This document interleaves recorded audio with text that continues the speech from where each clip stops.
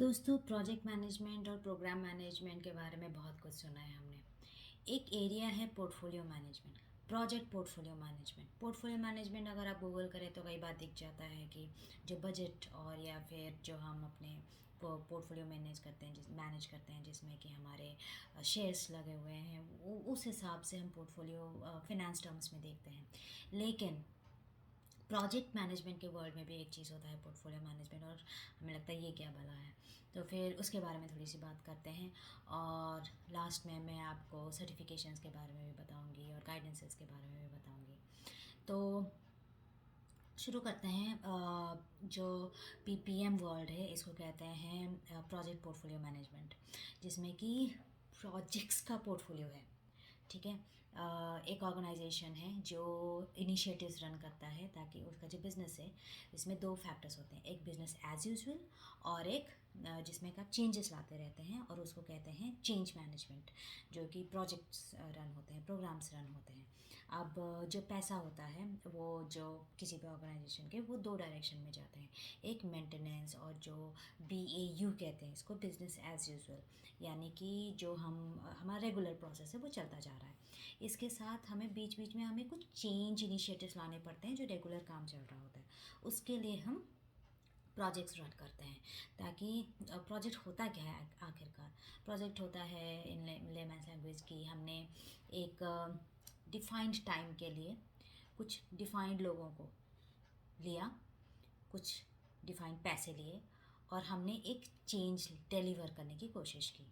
इसीलिए कहा जाता है प्रोजेक्ट हमेशा टेम्पररी ऑर्गेनाइजेशन होता है एक तरह से। जैसे ही आपने वो डिलीवर कर दिया, वो जो पैसा है उसको ख़त्म कर देना होता है, उसको जो बच गया उसको वापस कहीं पे और डाल देना होता है। जो लोग होते हैं वो वापस किसी और चीज़ में लग जाते हैं, कभी BAU से उठाया जाता है वो वापस ऑपरेशंस में चले जाते हैं, या फिर प्रोजेक्ट के लिए अलग टीम होती है वो दूसरे प्रोजेक्ट में चले जाते हैं, इस तरह से। तो ये फिर वो डिसमेंटल हो जाता है। तो हम एक टेम्पररी ऑर्गेनाइजेशन की बात कर रहे हैं, प्रोजेक्ट। अब इसमें डिफरेंट अप्रोचेस होते हैं, एक होता है प्रोजेक्ट और एक होता है प्रोग्राम। तो जब हम किसी एक चीज़ ले लिया, हमने डिलीवरेबल ले लिया और उसको हम डिलीवर करना चाह रहे हैं थ्रू, कुछ लोग लगेंगे उसमें, कुछ पैसे लगेंगे, कुछ टेक्नोलॉजी लगेगा, कुछ टाइम लगेगा, कुछ स्कोप डिफाइन होगा। पहले आप प्लानिंग करोगे, फिर उसको एक प्लान बना के उसको डिलीवर करोगे। ये सब होता है प्रोजेक्ट के ऊपर। नाउ एक प्रोजेक्ट मैनेजर होता है, वो प्रोजेक्ट मैनेजर क्या करता है, ये सब मैनेज करता है। उसको स्टेक होल्डर एंगेजमेंट करना होता है, डॉक्यूमेंट्स करने होते हैं, उसको रिपोर्टिंग करनी होती है, और साथ में ये देखना होता है कि जो प्रोजेक्ट है वो सही से रन हो रहा है, इट्स ऑन ट्रैक, इट्स अगर कुछ हिंड्रेंसेस आते हैं तो फिर उसको कैसे ओवरकम करना है, ये सब चीज़ें मैनेजर देखता है।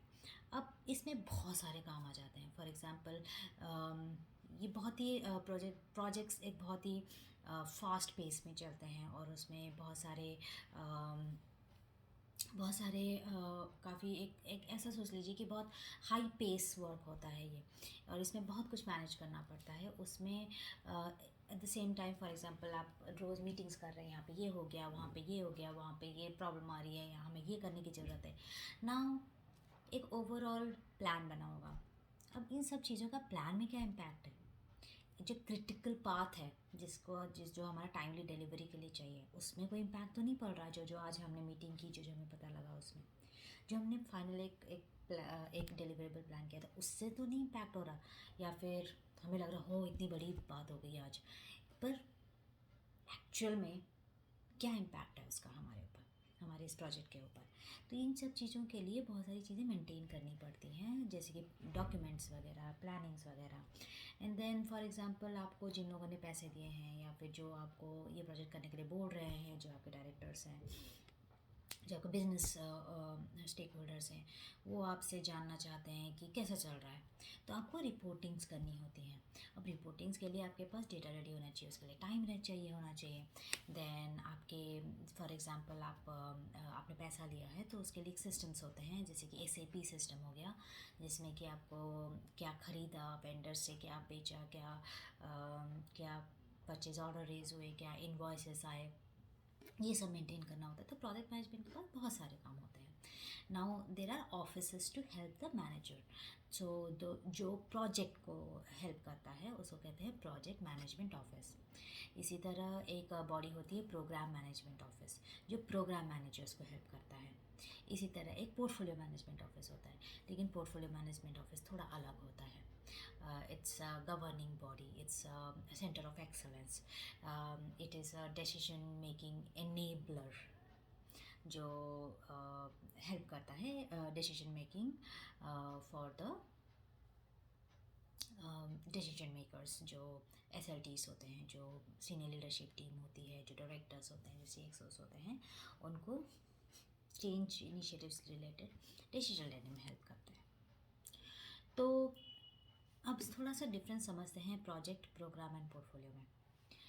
प्रोजेक्ट्स एक आउटपुट डिलीवर करते हैं, लेकिन प्रोग्राम हम अक्सर समझते हैं कि प्रोग्राम होता है कि एक बड़ा प्रोजेक्ट हो गया तो उसको प्रोग्राम बना दो, बहुत ज़्यादा पैसा लग रहा है, बहुत दिन तक चलने वाला है, कुछ बहुत ज़्यादा करना है, पूरे 8 सिटीज़ में करना है, 18 सिटीज़ में करना है, 80 सिटीज़ में करना है, बड़ी बात हो गई, तो इसको प्रोग्राम बना दो।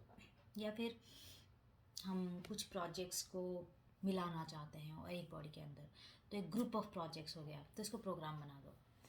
ये सही डेफिनेशन नहीं है, बिल्कुल गलत नहीं है, लेकिन कई बार ऐसा होता है, लेकिन that is not the right approach to understand a program. तो इसको भी बिल्कुल हिंदी में सादा भाषा में समझाने की कोशिश करूँगी। प्रोग्राम मैनेजमेंट का काम अलग है। आप एक प्रोग्राम बॉडी बनाते हो, क्यों? क्योंकि आपको उसको डिफरेंट तरीके से मैनेज करना होता है, तो इसलिए it depends on the program management. अब प्रोग्राम क्या करता है, ये आपको ये नहीं बताया कि आपको एग्जैक्टली ये ऐसा बनाना है, वो सिर्फ एक मैंडेट दे देगा आपको, हमें कुछ ऐसा अचीव करना है, मैं कुछ ऐसा सोचता हूँ कि हम अपनी दुनिया को ऐसे बना दें, राइट? तो it talks about vision, it talks about blueprint, हमारा देश आज ऐसे दिखता है, या फिर मतलब हमारा प्रोडक्ट आज ऐसा दिखता है, मैं चाहता हूँ कि कुछ ऐसा हो कि हम इससे इतना ज़्यादा पैसा कमा पाए, या फिर हमारा अभी एक छोटा सा प्रोडक्ट है, मैं चाहती हूँ कि इसको थोड़ा सा मैग्नीफाई किया जाए। उल्टी बात कर रही हूँ, लेकिन ऐसा तो है नहीं कि हो नहीं सकता, राइट? तो ये विजन स्टेटमेंट होता है, बहुत वेग होता है, आपको ये सेंस आ रहा होगा, ये इतना डेफिनेटिव नहीं होता है। अच्छा, मैनेजमेंट में क्या आता है प्रोग्राम में, वो स्ट्रैटेजीज बनाते हैं, वो प्लान भी नहीं बनाते हैं, वो सिर्फ वो डॉक्यूमेंट्स, वो कुछ नहीं देते, वो स्ट्रैटेजीज बनाते हैं।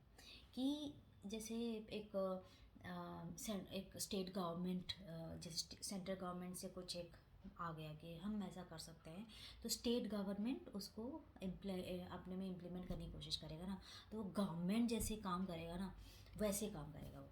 मतलब प्रोग्राम क्या करता है, ऊपर ऊपर लेवल से, है ना, लेकिन इट मेक्स श्योर कि चेंज मैनेजमेंट, कि हमारा ओवरऑल चेंज ठीक से हो रहा है, हमारे जो ओवरऑल बेनिफिट हमने सोचा था कि प्रोजेक्ट डिलीवर करने के 6 साल बाद हमें ऐसे मिलेगा, तो वो बेनिफिट मैनेजमेंट करता है। ठीक है, डिलीवर तो हो रहा है, ठीक है, वो तो मैं समझ गया, लेकिन जो बेनिफिट सोचा था वो है, हो रहा है या नहीं?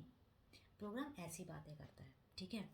एक बहुत ही कॉमन एग्जांपल जो मेरा बहुत पेट है, मेरे को बहुत पसंद है, मैं वो देती हूँ। हमारे गवर्नमेंट ने क्या सोचा कि हम साइकिलिंग पाथ्स बनाएंगे, ठीक है। तो अब जो ये साइकिल पाथ बन रहे हैं रोड्स पे, उसके लिए तोड़ फोड़ चलेगा, वहाँ से कौन से रास्ते में बनाना है, कौन से नहीं, इसके राइट में लिखना है, लेफ्ट में बनाना है, कितना विड्थ होना चाहिए, इस कलर का बन रहा है, ये सब हो गया प्रोजेक्ट डिलीवर हो रहा है। भाई प्रोजेक्ट तो डिलीवर हो रहा है, लेकिन लोग यूज़ भी तो करें उसको। अब हमारे ना रोड्स तो बन गए हैं, साइड में एक जा रहा है, अब वहाँ पे रोड तोड़ के लोग वहाँ से गाड़ियाँ निकाल रहे हैं, क्यों? साइकिलर्स उसको यूज़ ही नहीं कर रहे, मे बी साइकिलर्स ही नहीं है, मे बी साइकिलर्स हैं लेकिन उनके लिए कुछ प्रॉब्लम हो रही है, भले ही वो रोड्स हैं, they are not being able to use it, maybe वो सही जगह पे नहीं बने हैं, जहाँ ज़रूरत है वहाँ नहीं बनी है, मे बी सही नहीं बना है, आई डोंट नो, लेकिन वो यूज़ नहीं हो रहा। तो जब साइकिलर्स उसको यूज़ करेंगे ना, वो होगा आउटकम, ठीक है। अब साइकिलर्स को अलग रोड में चला के गवर्नमेंट को क्या मिल जाना है? उन्हें बेनिफिट मिलेगा। और वो बेनिफिट्स कैसे हैं? फॉर एग्ज़ाम्पल हमारे सिटीजन्स के हेल्थ अच्छे हो जाएंगे। ये एक नॉन फाइनेंशियल बेनिफिट है और थोड़ा इमीडिएट बेनिफिट है, जो कि हम एक साल में इसको मेजर करना शुरू कर देंगे। ये इमीडिएट ले लिया हमने, और हमारा एक साल में इतना हो जाना चाहिए, 2 साल में इतना हो जाना चाहिए, जो हमारा हेल्थ पैरामीटर जो भी हम लेना चाहते हैं उसको मेजरमेंट क्राइटेरिया। ठीक है। अब बेनिफिट भी नॉन फाइनेंशियल बेनिफिट, ये सारी चीज़ें भी टैंजिबल होनी चाहिए, मतलब मेजरेबल होनी चाहिए, है ना। ऐसे ही हवा में नहीं बात करनी होती, और ये एक्चुअली होता है बिल्कुल, मतलब पैसे लग के जो ऑर्गेनाइजेशन बनते हैं ऐसे में एक्चुअली नॉन फाइनेंशियल बेनिफिट्स होते हैं, उनको मेजर करने का कोई तरीका नहीं होता, इसलिए ये रियल टाइम सिनेरियोस बता रही हूँ मैं। उसके बाद क्या होगा कि और उसके बाद हमने थोड़ा सा और एक बेनिफिट ले लिया, क्या कि हमारे एक्चुअली लोग का जो कार्स खरीदना, जो पेट्रोल कंज्यूमिंग व्हीकल्स हैं, जो फ्यूल कंज्यूमिंग व्हीकल्स हैं, उनकी एक्चुअली सेल कम करानी है हमें। वो बहुत लॉन्ग टर्म हो गई, वो बाद में पता लगेगा। लोग अभी भी खरीद रहे होंगे, साइकिल पे आए लोग, ये बहुत लॉन्ग टर्म हो गया एक बेनिफिट। बीच बीच में क्या हो गया इम्पैक्टफुल भी, क्या पॉल्यूशन कंट्रोल, जो हमें बीच बीच में ही देखने को मिल जाएगा, है ना। तो ये हो गया बेनिफिट्स जो एक प्रोग्राम देखेगा। अब वो बेनिफिट तक पहुंचाना है इस प्रोजेक्ट को। रोड्स बन गई, लोग यूज़ करेंगे, उसके बाद जाके एक्चुअली में पॉल्यूशन कंट्रोल हो रहा है या नहीं, तब भी एक्चुअली में लोग साइकिल ज़्यादा खरीद रहे हैं तो ठीक हो सकता है, खरीद भी रहे हो, पर इसके वजह से क्या कार कम हो रहे हैं खरीद बिकने, तब जाके वो बेनिफिट रियलाइज़ होगा। तो इसके लिए बहुत कुछ करना पड़ेगा प्लान। एक छोटा सा बात बताती हूँ, आप एक चीज़ को मेजर कैसे करोगे? आपके पास एक बेस लाइन होना चाहिए, है ना। बेस लाइन ही नहीं होता, आज कैसा है लोगों का हेल्थ, उसके बेसिस पे एक प्रोग्राम रन करेगा, तो फिर बाद में पता लगेगा कि चलो एक साल में हम यहाँ पहुँच गए। शुरू कहाँ से किया था तुमने भाई? बेस लाइन ही नहीं होता है। तो ऐसी चीज़ें कौन देखेगा? प्रोजेक्ट नहीं देखता, ये चीज़ें प्रोग्राम देखता है जब आप प्रोग्राम करते हो। और प्रोग्राम इसीलिए जब आप एक बिजनेस चेंज पर्सपेक्टिव देख रहे होते हो ना, तो हम प्रोग्राम रन करते हैं। तो it's not as simple as कि हाँ बहुत बड़ा हो गया प्रोजेक्ट, प्रोग्राम बना दो, या फिर 2-3 प्रोजेक्ट को मिला के प्रोग्राम बना दो, ऐसे नहीं होता है ना।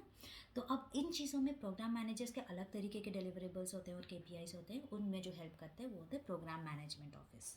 वो एक बॉडी होती है, इसमें लोग होते हैं प्रोग्राम मैनेजमेंट ऑफिस के। तीसरे होते हैं पोर्टफोलियो मैनेजमेंट। पोर्टफोलियो क्या करता है? अब जैसे कि एक यूनिट है, उसके पास बड़े बड़े लोग हैं, उनके पास पैसे हैं, अब वो उसको कुछ तो उनके ऑपरेशंस में चले जाएंगे, जैसे मैंने शुरुआत में बोला था, और कुछ उन्हें चेंज करने हैं, चेंज इनिशिएटिव्स में खर्च करने हैं। ठीक है। अब प्रोजेक्ट पोर्टफोलियो क्या करेगा? उनको हेल्प करेगा इस चीज़ में। अब उन्हें किस तरह का हेल्प चाहिए भाई? मैं इसको 3 तरीके से सेग्रीगेट करती हूँ। एक बंदे को, एक डिपार्टमेंट का हेड है, वो कहता है, उसने आइडेंटिफाई किया कि मुझे ऐसा प्रोजेक्ट रन करना है, मुझे इसके लिए पैसा चाहिए, मुझे पैसा दे दो। इसके लिए वो बिजनेस केस लेके जाएगा। मान लो इन्वेस्टमेंट बोर्ड की बात कर रहे हैं, ठीक है। और ऐसे चेंज डिलीवरी बॉडीज़ भी होती हैं अपनी डिपार्टमेंट्स की या अपने बिजनेस यूनिट्स के, डिफरेंट तरीके होते हैं। हम इन्वेस्टमेंट बोर्ड की बात करते हैं, तो इनके पास चले गए। अब इन्वेस्टमेंट बोर्ड में बैठे हैं डायरेक्टर्स, उनको कैसे पता लगे कि 6 जने आए हैं, सब इतना इतना पैसा मांग रहे हैं, ये इतना सा मांग रहा है, ये इतना मांग रहा है, ये इतना मांग रहा है, मैं किसको पैसे दूँ किसको ना दूँ? ये डिसीजन करनी है।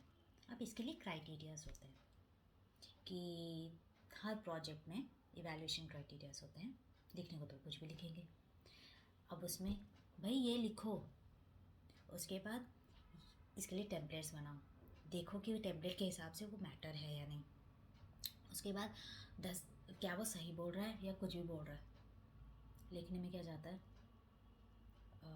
पुलिस तो नहीं आ जाएगी, जेल तो नहीं डाल दोगे, तो ये सब चीज़ें कौन चेक करेगा? IB थोड़ी बैठेगी डायरेक्टर्स, तो इसके लिए पोर्टफोलियो ऑफिस होते हैं उनकी हेल्प करने के लिए।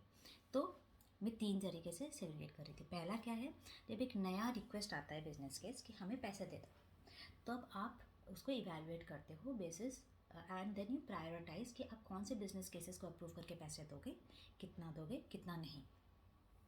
फिर उसका आप अगर प्रोग्राम्स है ना, तो कई बार बारी बारी भी दिया जाता है, तुम 1 साल में इतना करके लाओ तब जाके देंगे हम आगे का तुम्हें, ये सब होता है। तो इसमें क्या होगा, स्टार्टिंग में क्या ये स्ट्रैटेजी से अलाइंड है, हम जो स्ट्रैटेजी की तरफ जा रहे हैं, जो हमने बना रखा है कि ये हमारे इस साल का प्रायोरिटी है या इन 5 सालों का प्रायोरिटी है हमारे ऑर्गेनाइजेशन के लिए, क्या ये प्रोजेक्ट उसको कर रहा है तो इम्पॉर्टेंट, वह अच्छा लग रहा है, पर हम करना ये चाह रहे हैं हमने स्ट्रैटेजी, और ये प्रोजेक्ट कर रहा है ये, ठीक है। या फिर स्ट्रैटेजी ना हो पर लीगल रिक्वायरमेंट हो सकता है, ठीक है। तो ऐसे ये एक हो गया। अब उसका प्रेसिंग केस तो लग रहा है, बेनिफिट पता लगा, डिपेंडेंसी है किसी चीज़ पे, हो ही नहीं सकता जब तक वो ना डिलीवर हो, हमारे पास एक्सपर्टीज़ ही नहीं है, रिसोर्सेज नहीं है, अब इतनी तय तक जाएगा कौन। तो ये सब निकाल के पोर्टफोलियो मैनेजमेंट देगी डिसीजन मेकर्स को, भाई देखो ये बिजनेस कैसा है, इसके पीछे की ये हमारी फाइंडिंग्स है। चलो जी, प्रोस हो गया, ये पहला स्टेप हो गया। सेकंड स्टेप क्या हो गया, जो प्रोजेक्ट्स अप्रूव हो गए, प्रोजेक्ट्स या प्रोग्राम्स, अब वो ठीक से चल रहे हैं या नहीं, ले लिया पैसे बैठे हुए हैं भाई, हो रहा है नहीं हो रहा, तुमने जो बोला था वो टाइमली दोगे नहीं दोगे, स्कोप जो बोला था उतना ही दे रहे हो, उससे ज़्यादा दे रहे हो, उससे कम दे रहे हो, 6 महीने पहले आ गए भाई मुझे और पैसा चाहिए, नहीं तो मेरा तुमने जितना पैसा देता सारा डुबा दिया मैंने। या फिर बोलेंगे कि मैं आपने दिया तो था पर मैं नहीं खर्च कर पा रहा, अब ले लो, और उसके इम्प्लीकेशंस होते हैं, सिर्फ सेविंग नहीं होती, सेविंग तो ठीक है, उसके बाद और इम्प्लीकेशंस होते हैं।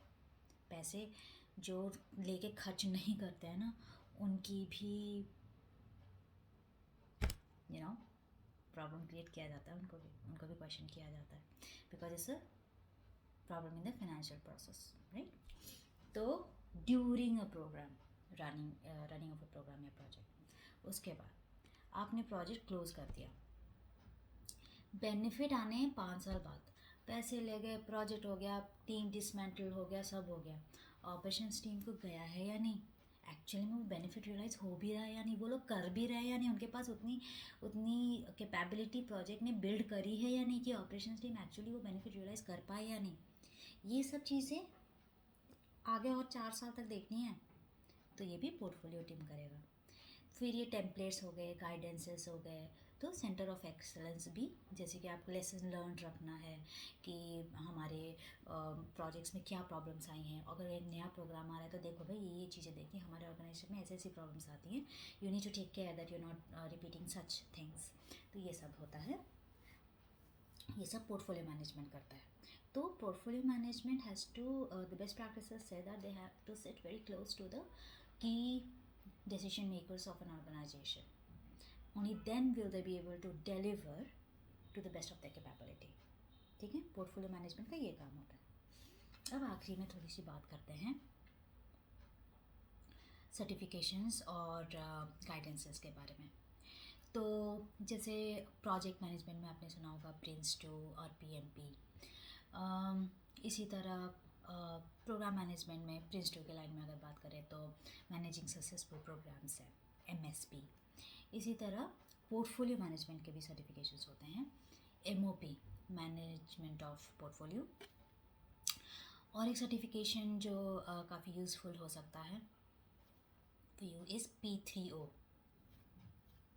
तो ये होता है portfolio program and project management office. अब P3O क्या बात करता है कि अब जैसे कि ना डिफरेंट तरीके के सेटअप्स होते हैं, फॉर एग्जांपल आपका एक पूल है और वहीं पे आपने हर तरह का PMOs बिठा रखा है, जिस प्रोजेक्ट को जो चाहिए वहाँ से लेता है, ये एक तरह का सेटअप हो गया। दूसरा क्या है, आपने हर डिपार्टमेंट लेवल पे बैठा रखा है, एक ऑफिस है, उसके हर डिपार्टमेंट लेवल पे आपके डेजिग्नेशंस हैं, या फिर ऐसे हो सकता है कि हर SBU का अपना है और आपने एक जगह से कंट्रोल कर रखा है, कि सबके अलग अलग है, बहुत तरीके के सेटअप्स होते हैं।